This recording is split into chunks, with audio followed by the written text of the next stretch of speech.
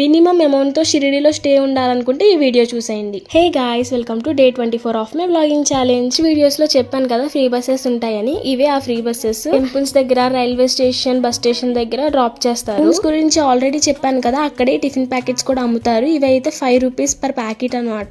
ఇదైతే చాలా ఫేమస్, నాకు తెలిసి చాలా మందికి తెలిసే ఉంటది.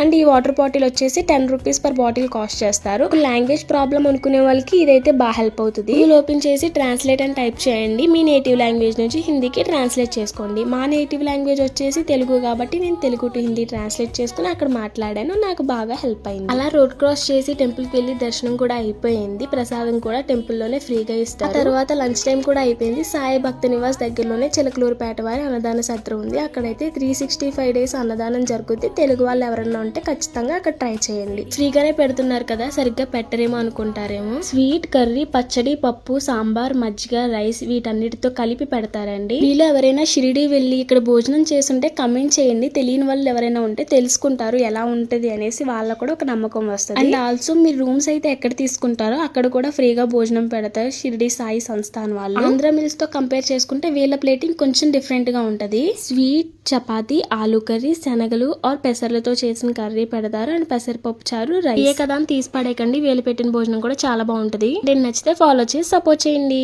బాయ్.